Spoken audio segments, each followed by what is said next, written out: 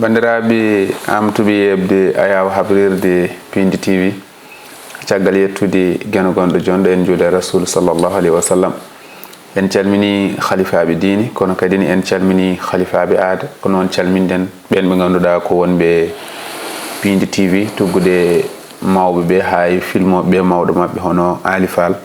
hande ni ko kanko waɗat feere jeeɗen en garti noon e tongode men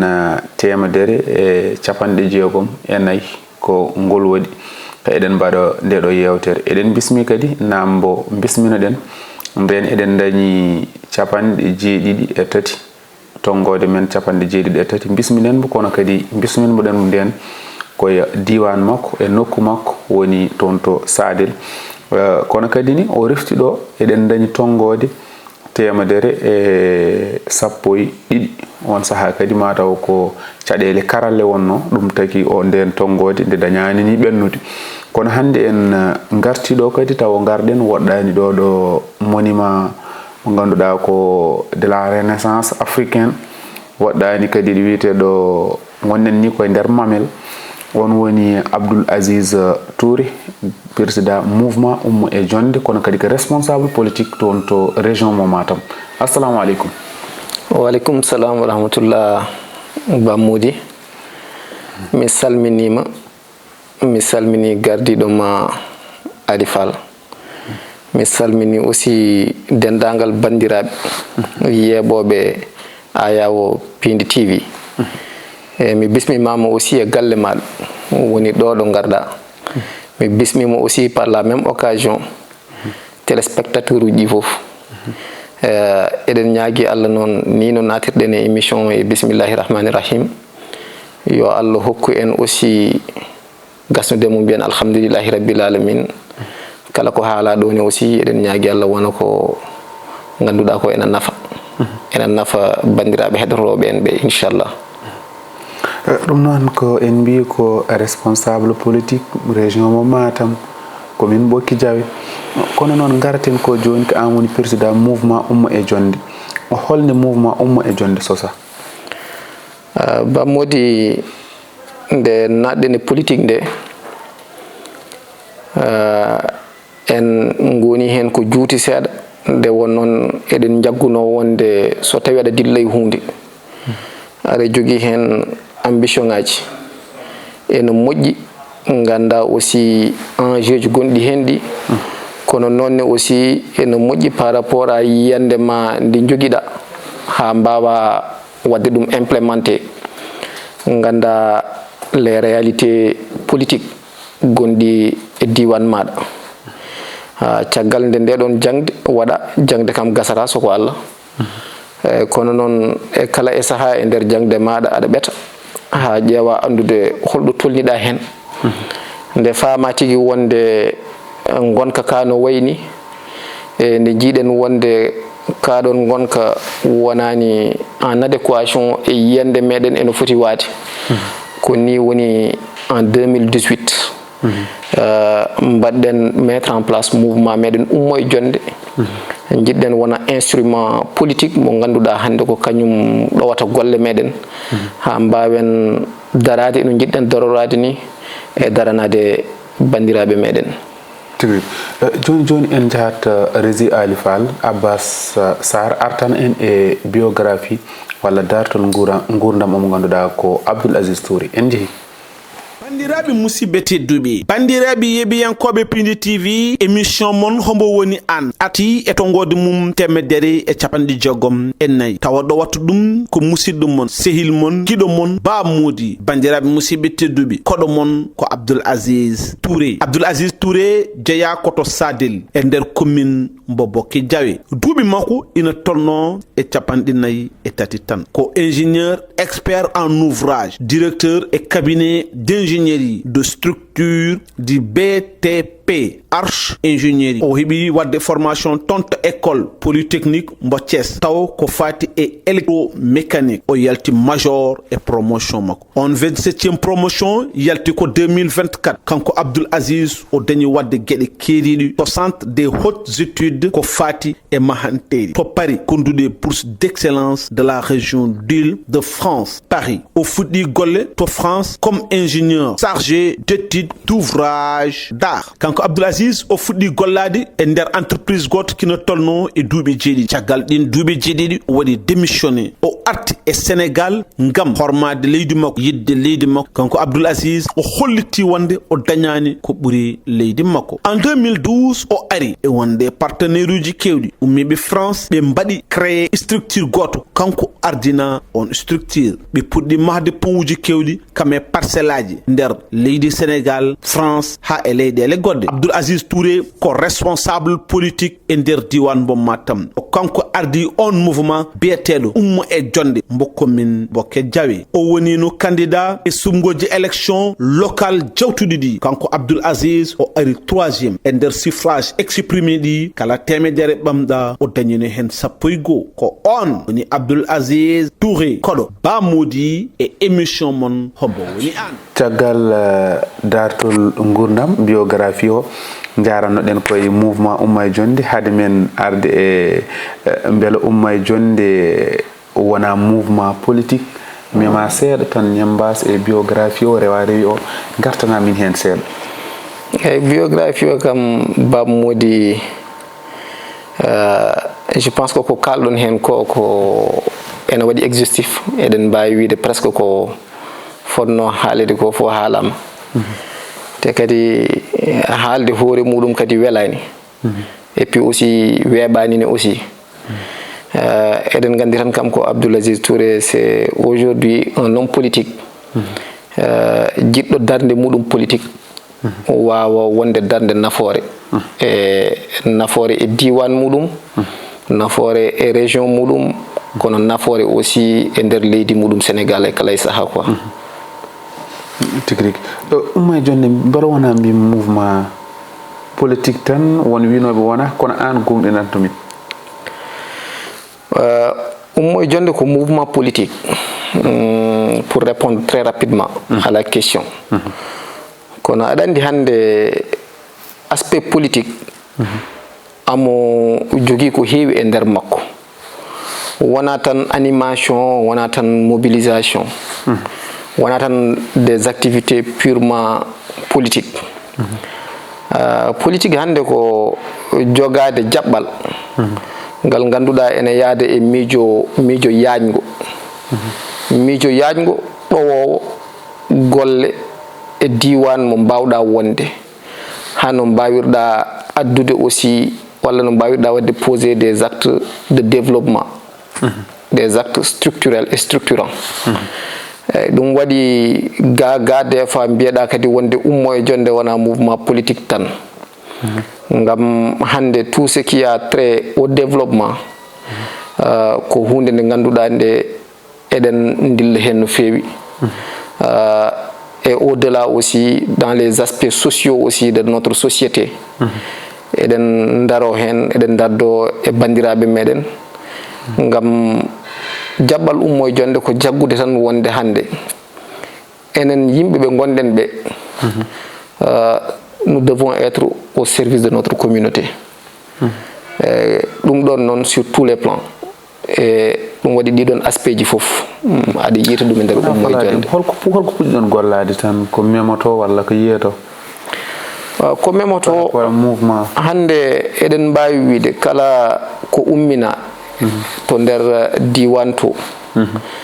e ko ganduɗa ko hande eɗen jiwonde ce sont des activités ji balloji gaga il y a déjà les activités sportives ɗo ganduɗa ɗi c'est au niveau de la jeunesse qui permet de les regrouper et tout ça et waɗa ɓe permettre aussi kamɓene aussi ɓe mbawa pendant les moments de vacances et tout avec les nawetane ko way noon eɗen ballodira e mabɓe no fewi jamaji aussi kewɗi ɗi ganduɗa ɗi hande soko Allah en balli e no ɗi mahara woni ɗo wuro meɗen woni aussi ɗo caggal wuro meɗen woni gure goɗɗe kanji fof noon e nder commune de Ɓoki Diawe mais aussi en kaɗani ɗon par ce que aussi won sahaji ɗi ganduɗa avec la covid en guittino e moyen ji meɗen pour permettre à ce que yimɓeɓe mbawa wadde accéder au premier geste barrière ɗi ganduɗa ɗi hande ko kanji mbawno wadde en à l'époque protégé contre le virus et pas mal d'autres activités ɗi ganduɗa ɗi hande nde won noon l'aspect social ko aspect mo ganduɗa o ko ɓuuren hewde saɗa waɗa ko Allah mbaɗirta welani joɗade aɗa haalate et puis en jikkorakine aussi eɗen mbaga yega e goɗe dans l'aspect social eɗen kala ɗum mais kam eɗen dilla hen no fewi so tawi en paami enen en jeehi toon hitande ujunnaji ɗiɗi e nogas goo woni 2021 min jiiɗa mbaɗɗa dokkuɗa tonuji ciment wonmo gollotoɗa ɗo banggue politique ene buñma haalis walla ka joguiɗo tan fandu aɗa nokka haalis saabu commune Ɓokki Diawe en tourni hen mbiyeten ɓe jaaɗen foof ɗo ko tonuji ciment ɗo ko naggam ɗo ko naggam ɗo ko naggam ɗum holno ɗum sifori eyyi machallah bon yettude Allah Ba Mody eɗen mbawno wadde wone activité ji ɗi ganduɗa ɗi peut être eɗen mbawno enen darade mbiyen eɗen kaala wiye wonde ha hande ko konngol makko tan mais Allah walli nde wonani enen kaali ko an haalani hoorema ngam Allah waɗima un témoin privilégié e oɗon tourné à travers tourné oɗon mo mbaɗɗen e activité ji ɗi ganduɗa ɗi hande eɗen mbaɗannoɗi e balle aussi ɗi nawananɗen population wona noon e on saaha parce que c'est en 2021 wona mbaɗa yaadi politiquement e hay goto ko gonga ni gaga politique kam mi meeɗa yaltude e wallude le président Macky Sall kono noon ballal ngal ballannomomi e oɗon saaha ballal ngal ko walludemo à travers mouvement ummo e jonde wona hay goto noon wona hay goto mo ene wonno caggalam walla mo ene woni caggalam ene itta jawdi muɗum ene tottami pour yomi waɗ ɗum koko joguinoɗa tan firti jarannoɗa eyyi aɗa andi ene gasa tawa ene muusi noon soko Allah par ce que aɗa andi ɗo jiiɗa ɗo neɗɗo wonko jeyɗa e hoore maɗa carburant oui wonko jeyɗa Dakar e ko ummi toon tout à fait ma won 40 wonko jeyɗa e hoore maɗa Ba Mody kono aussi wonko bandiraɓe ma jeeyema et en même temps aussi wonko ganduɗa ko ne aussi so tawi yeehi ha umminima à travers un engagement wodat ko jaranma aussi jarande nde wona ni aɗa jogui moyen ji ɗi gasata ala kono Ba Mody mi haalama gueɗel kala biyomo accu hami daña naggam mi fuɗɗo wadde on watta baɗowo fuɗɗo ko joguiɗo seeɗa o amo renday ma seeɗa mo jogui o il faut cette générosité là e nder ko joguiɗa ko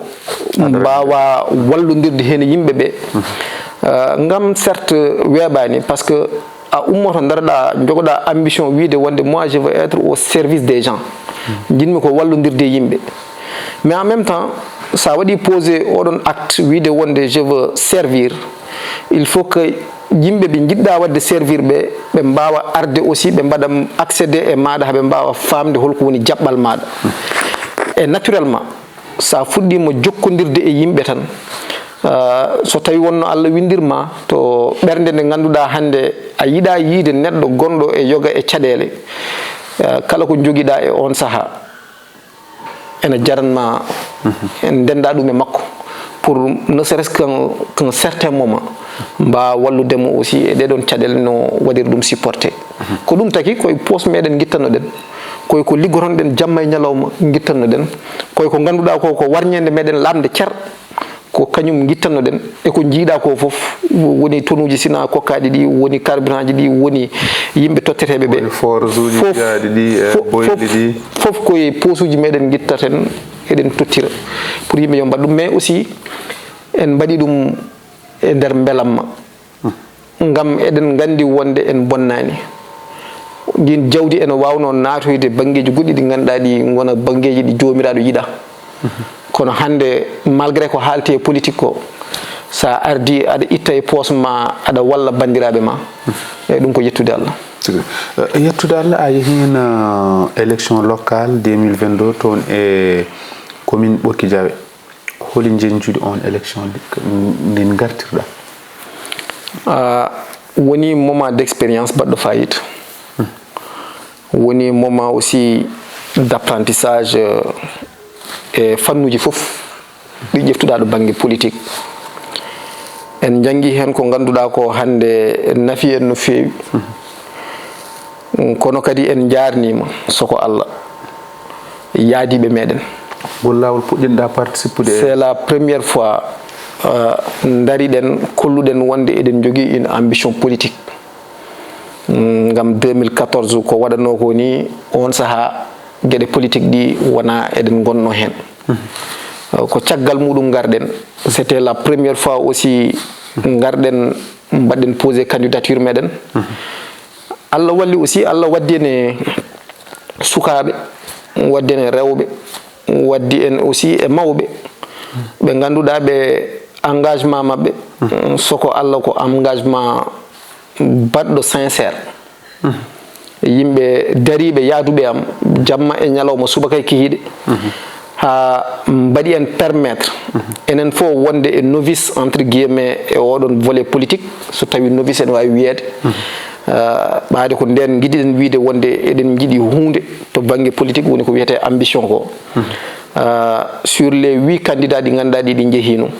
Allah waɗi ko enen goni hen tataɓo, on est arrivé 3e. Wodi noon vraiment une certaine victoire. 8 candidats. 8 candidats. Garɗa 3e. Enen gari tataɓo te ɓe dewɗen caggal muɗumen ɓe foof. D'abord gadiɗo kam ko Benno Bokk Yakar, te enen fof eɗen gandi Benno Bokk Yakar ko alliance jaajɗo déjà. ɗum woni goo ɗiɗaɓel ngel Fuutankoɓe e konngol ngol makki acci pour yo oɗon walle. ɗum ɗon fof ene jogui aussi doole muɗum ɗi ganduɗa de ene ɓeyda ɗum ne aussi ɗum ɗo. Walala wallunoɓe mi lesanni.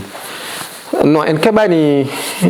dañde balluɗo hay goto less. Est ce que ala ballannoɗomo less? Mi mbiya wallama less de par ce que candidature ma résultat première participation daña gara 3e e yimɓe jeetata ɗum. Bammude c'est vrai que en calaki e nder liggey mo liggottoɗen. So Allah waɗino woodi mo jiidirɗen hawo faami liggey meɗen o jaaɓi gollodirde e meɗen, en calaki ɗum, kono Allah waɗani ɗum. Allah waɗi ko haaɗo yaretenoɗo ha e oɗon élection ala kay biyowmo wonde ko min e muɗum ballodiranno, wona less wona dow.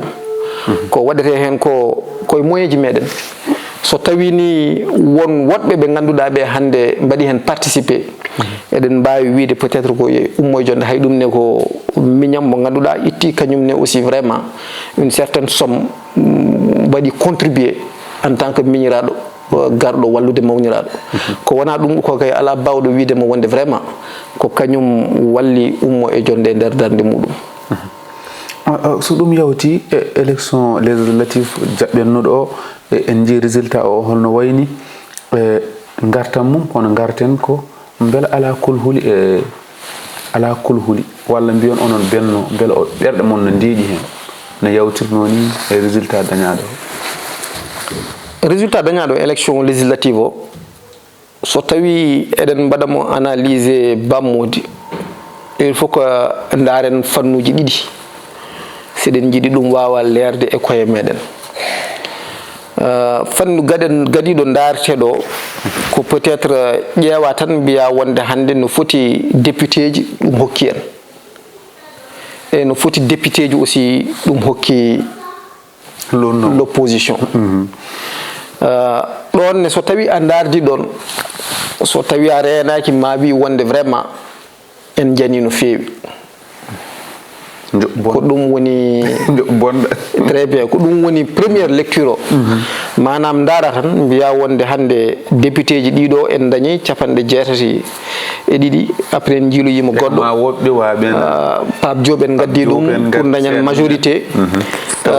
walla mbiya wonde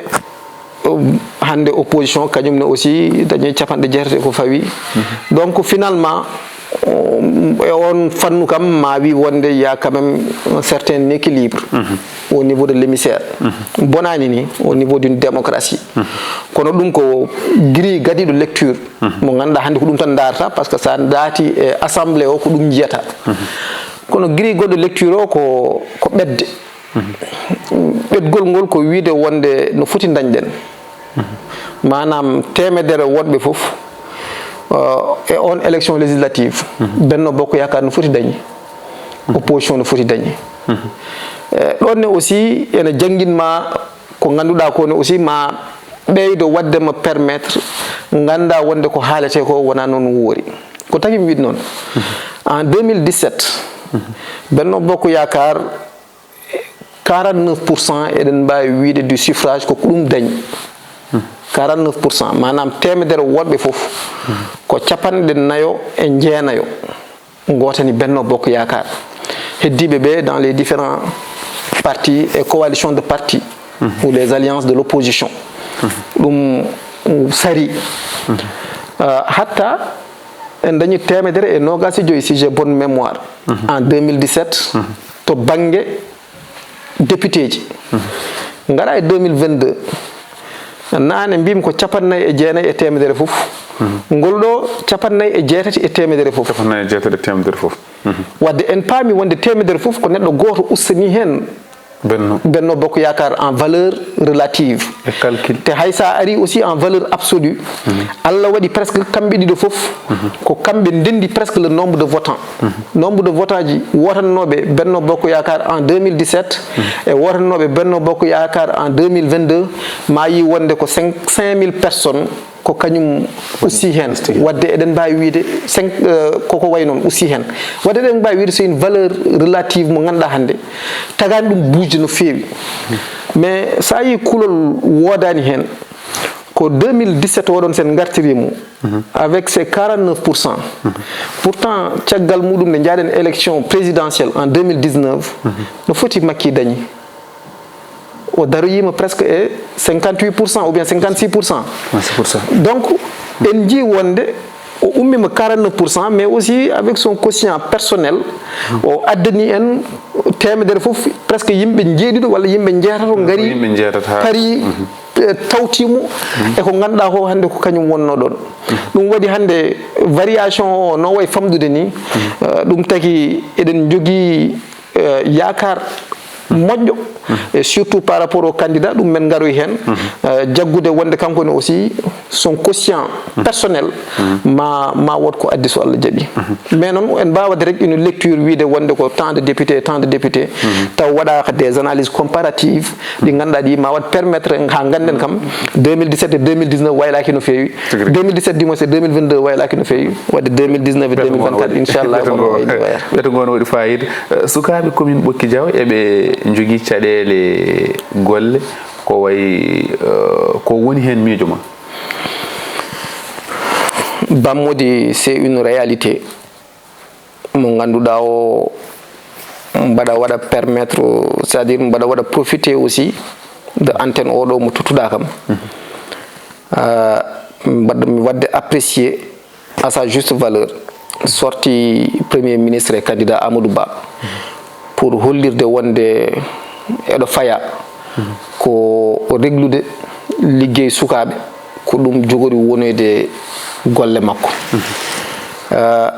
hande quoi que l'on puisse dire min en tant que ingénieur yiyande nde joguimi hen wawa wonde yiyande politique tout simplement parce que quoi que l'on puisse dire sukaɓe Ɓokki Diawe sukaɓe Matam sukaɓe Dakar et sukaɓe Sénégal de façon globale en jii wonde hande sa daari les statistiques démographiques sa daari tronc d'arbre o no wayni saɗa tello less no ɓeydirto yaajde ni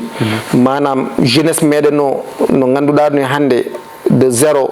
à 35 ans no ɓe ɓuuri wadde une majorité écrasante par rapport à toute la population a daari hitande fof hande plus de 300 000 personnes 300 000 jeunes ene ngara ene naata dans le marché de l'emploi ɗum ɗon wona état tan wawi réglude ɗum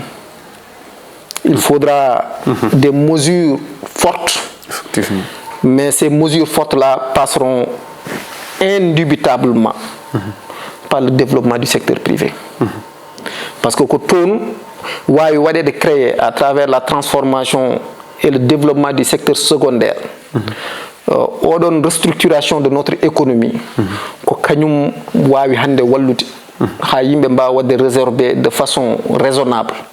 ko arata ko fof ene naata hen privé ɗi mbawa dolnede bal mbawa wadde recrutement o walla so tawi somi ko aɗa andi hande sa daari structure économie meɗen min ji won secteur aji ɗiɗi ɗi ganduɗa ɗi hande aɗa jogui doole secteur gaddiɗo ko secteur primaire manam hande demowo o jehowo ena gaynako c'est à dire la pêche ɗum ɗo eko way noon ɓeɗo hande woni tan produit mo ganduɗa hande ko ni jomiraɗo addiri ɗum eno addiri ɗum ni walla no liggey mo mbatta o ko liggey mo ganduɗa ala hay transformation industrielle goto mo ganduɗa aɗa waɗa ɗum utilisé walla transformation technologique mo ganduɗa walla outil walla moyen technologique mo mbatta utilisé pour wadde on liggey donc c'est le primaire manam presque ko liggeyaji ɗi mamiraɓe no mbaɗiranno ni quasiment ko noon waɗirte ha joni ko noon firti on secteur hewɓe ko hen goni sa wiyama hande presque 80% de la population ene goni dans l'agriculture alors que l'agriculture hande au niveau du PIB contribution muɗum c'est moins de 10%, a famat y a un problème sa ummima on secteur holto jahata aɗa andi woni secteur primaire Sénégal fayi directement koye secteur tertiaire manam koye service uji ɗi service uji ɗi woni les banques woni les commerces woni goɗɗi ɗi hande ko ɗinne ɓuuri wadde développé mais sa ummima secteur primaire a diwi a yeehi secteur tertiaire wonmo gaccuɗa e hakkude he woni tout ce qui est comme transformation industrielle mo ganduɗa o hande le secteur primaire so waɗi ha paari koye makko rewata waɗe transformation ngaji dañen produit ɗi ganduɗa ɗi hande ko kanji cohluɗen ha tertiaire o wawa wadde développé ha primaire o aussi kañumne aussi wawa jagguede no foti jagguiren ni oɗon secteur gonɗo e hakkude mabɓe o e kala leyɗele ɗe ganduɗa ɗe hande ko kanji mbaɗi développé développement muɗum ko ɗon rewi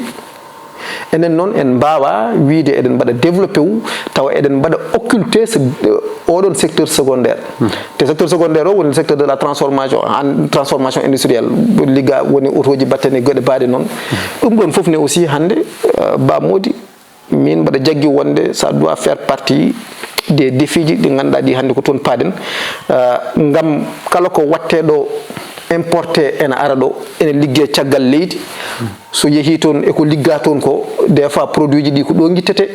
ɗi nawe ɗi mbaɗi e transformé caggal leydi après arta ha e meɗen jeeyeɗen donc autant ko guitteten ɗo ko eɗen nawa caggal leydi ene arta e meɗen sen guitti ɗum ɗo pewnen ɗum ɗo jiji heddo ɗo liggorɗen ɗum et puis mbaɗen ɗum utilisé tigui rigui hojomaji ɗi netti woɗɗo joni ko holko woni yiyandema e candidat PM woni Amadou Ba Amadou Ba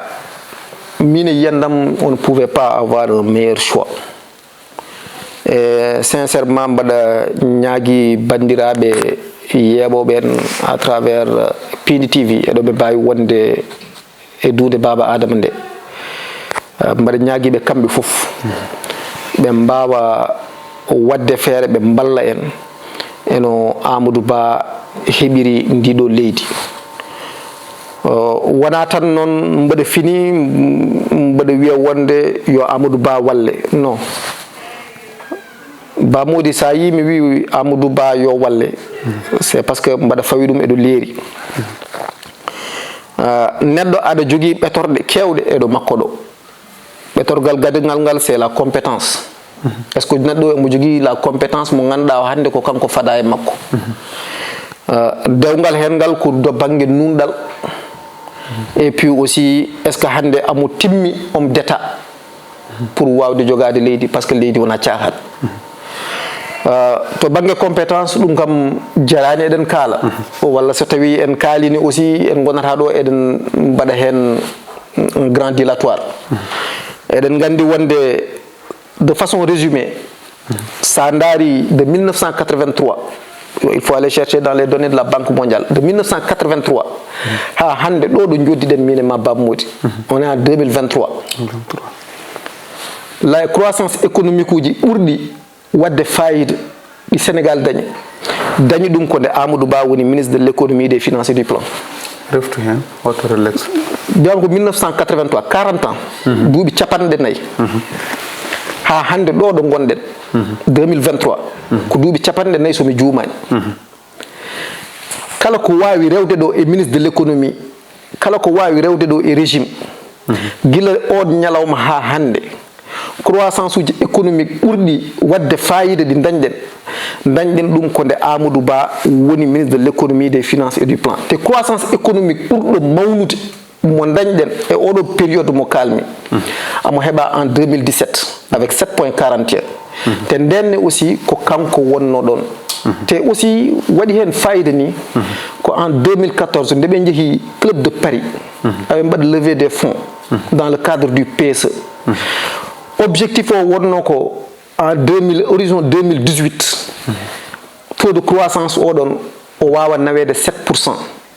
Horizon 2018 yono en 2017 il avait déjà réussi cela ɗum waɗi d'abord to banggue compétence économie ko hunde wande fayida e nder leydi gandal ngal o jogui hen e résultat ji ɗiɗon ɗi kalmi ɗum kam holliri wonde on so ari hande et surtout PSE mo ganduɗa hande ko kanko anniya liggorede jusqu'à 2035 à la base ko kanko wonno hen en étant le maître d'œuvre au niveau de son ministère neɗɗo noon sa wiyama wonde ar liggo continta ko liggorade miijo maɗa e haqqille ma mo joguinoɗa mbeɗa sikki on o dañata un temps d'adaptation so ari tan o continat donc nous n'allons pas aller à l'aventure ɗum woni goho to banggue compétence ɗiɗaɓel ngel leydi ene sohli deyre leydi ene sohli yimɓeɓe daña jaam leydi ene sohli stabilité sen daari hande géopolitique e nder Afrique eno Allah windiri ɗum en daari hande paftol ngol ganduɗa ko kangol ummoto Sénégal ngol rewa Guinée Bissau ene wonde Guinée Conakry seeɗa sa yiiɗi mbiya ngol continue ngol faya Mali ngol faya Burkina ngol faya Niger ngol faya Tchad ngol yettoyo Soudan ngol naata e mer Rouge ha e Golfe d'Aden mais sa daari ɗum ɗo e ngol ɗo paftol ngol gonmi haalandema ma yi wonde guure gonɗe ɗe hen ɗe foof ene famɗi wuuro ngo ganduɗa meeɗa huɓɓude ene famɗi wuuro ngo ganduɗa déstabilisation arani e muɗum hay to Tchad to sa ari a yeehi dow muɗum a fayi Libye a continue a fayi dow Méditerranée ma yi kadi wonde ɗiɗo nokkuji foof ko nokkuji ɗi ganduɗa wone kala e saaha meeɗi du moins au moins une fois dañde des problèmes d'instabilité te ha hande ne aussi kewɗe majji ngala probléme ene gondi e probléme d'instabilité jusqu'à présent ɗum noon ko gasi ha laaɓi kono en gasnata taw en gaddani ngal ɗo namdal sukaɓe joloɓe laaɗe ene gam yaade Europe ina maayo toon beela kadi annene banggue cabinet ma aɗa jogui kotamo ƴettata sukaɓe walla holno jiruɗa ɗum ni koko gasi noon ha laaɓi kam sogo Allah ma taw bon c'est vrai que kono noon ko hokkira ko ɗum hokkira yewtere nde ande waɗi fayida eɗen jinno peut être ɓuuray yajde surtout to banggue candidat Amadou kono wasata sahaji goɗɗi kokkira yimɓe mbawa hokkirde hen yiyande muɗumen de façon large yewtere ma commune ma nani nder piindi ma invite hen so Allah jaaɓi très bien parce que vraiment c'est un candidat qui mérite d'être défendu et en tout cas minen amin mbaɗamo défendre sukaɓe ƴeftoɓe laaɗi ɗi mbaɗa sikki nane en kaalino e solution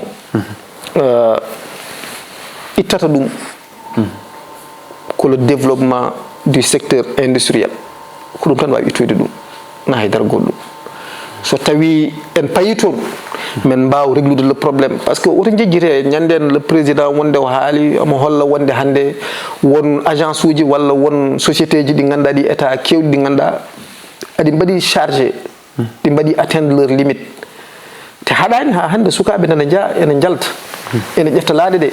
firti wonde wona ɗon solution woni solution o ɗo woni ɗo ko état o mbaɗandi wonde aɓene liggo hen te mbaɗa hooli Amadou Ba so tawi o aroyi so Allah jaaɓi mo wat hen poser des jalons ɗi ganduɗa ɗi ça nous permettra de pouvoir absorber efficacement ces jeunes qui sortent avec des diplômes et même des jeunes qui sont moins formés mais aussi Bamodi gueɗel ni aussi mi wawa haal ɗum taw mi yettaki ɗon Bamodi la formation très bien c'est très important l'industriel mo kalami ɗo hande capitaux ji ɗi no ɗi mbawi wadde tourné aduna o foof pour ɗi gara ɗi jippo e maɗa ɗi gara ɗi keddo e maɗa ha mbawa wadde ɗi utiliser il faut que tu aies une jeunesse qui est formée cette formation là non elle peut se faire à plusieurs niveaux mais en tout cas c'est cette formation là qui va être le moteur mo ganduɗa hande ko kanko wawa wadde développer le secteur industriel te min au fond de moi ko toon jaggumi wonde solution woni mais o wonani banggue goɗɗo kuccam mouvement ummoy jonde 2024 mbaynoɗa eyyi 2024 ummoy jonde no liggodo e wona 2024 tan eɗen ganni aussi eko fayi eɗen liggodo e honorable député Farba Ngom mo ganduɗa hande ko kañum woni le coordonnateur du département de Matam et puis ko kañum woni aussi le secrétaire national chargé de l'organisation et de la mobilisation de Benno Bokk Yakar liggéey pattam lamu ene anni waɗede ni e ɗeɗo balɗe on liggéey noon ko une tournée mo gandiɗen wadde to département de Matam tournée o ummini ɗum ko hollirde proximité mo meɗɗen yidde wona hakkude meɗen e population hollude wonde ala hay saaha goto mo gummiɗen e mabɓe ha haqqillaji meɗen mbasi wonde e mabɓe holludeɓe kadi wonde ko gonga eɗen mbawi famde des fois neɗɗo o wooda ko jaggui wonde wonko muusi ɗum mais minenne aussi min meeɗa ummade ɗo mabɓe min mo ummaki e mane aussi arti e maɗa ene yewtida e ma ene haalda e ma et surtout aussi ene holluma wonde avec les enjeux de l'heure eɗo faya ɗo nous n'avons surtout pas le droit à l'erreur parce que l'histoire retiendra les choix qui se feront en 2024 Oumouye Diondé non vraiment s'engage pleinement et entièrement caggal l'honorable député Farba Ngom pour l'élection de Amadou Ba en 2024 et dow majjum min mbatta lésiner sur aucun moyen min mbatta lésiner sur aucun effort min mbatta lésiner e kala gandal e haqqilantagal ngal Allah hokki min pour darade e dardade e makko hande Allah hokkiri min cette victoire là ngam amin gandi wonde ko kañum woni le meilleur pour le Sénégal kongol mbayni ko e Bamodi Allah jarama a jarama mi weltanimama no fewi e mi weltanima aussi bandiraɓe hettiyankoɓe yeeɓiyankoɓe Pindi TV en beltanima aussi vraiment Pindi TV pour oɗo honneur mo mbaɗanɗon en ngam ɗum ɗo kam en holliri ko heewi en holliri yidde en holliri korsa en holliri hoolare hakkude meɗen ngam e nder duuɓi ɗiɗi neɗɗo o wadma invité ngol ɗo lawol woni à 3 reprises te eɗen gandi hande les acteurs dilloɓe e nder ko dillaten ko Allah waɗi e ɓiɓɓe fuutankoɓe aɓe keewi te ko watɓe fayida ni aussi neɗɗo suɓa ma e nder hen holla wonde kala e saaha ene yiiɗi joddade ma renda ma yewtere ɗum ɗon ne vraiment ko yettude Allah et puis ko weltanadema on belamma noon vraiment eɗen gandi ɗo fuɗɗi koɗen ganda ɗo haaɗi en beltanima ne aussi vraiment bandiraɓe Oumouye Diondé ɗum ɗon kam je ne le dirai jamais assez ngam ko kamɓe cuusnimi kala ɗo mbawmi yaade no aussi ko kamɓe nawimi toon kala ɗo mbawmi joɗade aussi e moƴƴere ko kamɓe joƴƴinimi toon to banggal politique te hande ne aussi ndeɗo yewtere so Allah waɗi nde woni caggal Allah e nelaɗo muɗum ko darde mabɓe tagui ndeɗo yewtere wonde nden noon wadde kala ɗo mbawmi jooɗade j'espère être digne de leur confiance et ne pas trahir l'engagement mo ganduɗa o hande ko kanko wonno engagement hakkude ɓe mabɓe depuis les premiers jours te mbaɗa ñaagui Allah aussi kala e saaha wonde hen et puis aussi ñaagade aussi e 2024 payaɗo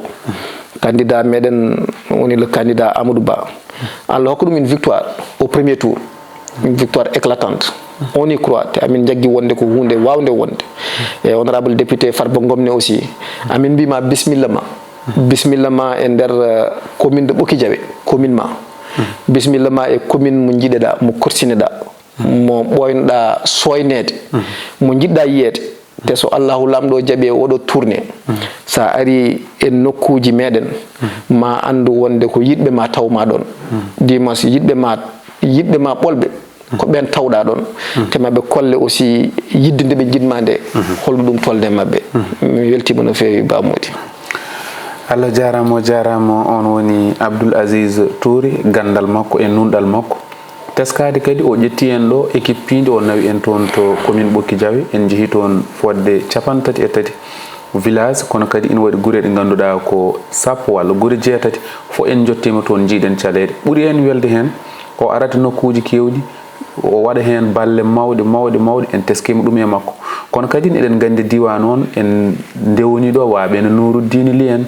waɓe ɓe ganduɗa woɓɓe ɓe nanɗo maître Moussa Bocar Thiam en kono foof eɗen teski tan nunɗal makko e darde makko labtude e ko dañi o renday bandiraɓe makko commune makko kono kadi e nder wuuro makko kadi konngol ko gotol jaaɗo rumo jarribo fodde yimɓe jeetato o ari tataba ɗum ɗon noon en jettanat ɗum Allah no fewi en gartuɗo hande e nokku makko tonggode men 164 kono mbaynotoɗen ko konngol Alhaji Abou Ndiaye mo Daka Média o ɓuri ɗayde e yimɓe ko jalɗo yejjiti bojji e goyɗo yejjiti jaleɗe ɗo e woɗɗani renaissance monument renaissance africaine kono kadi ni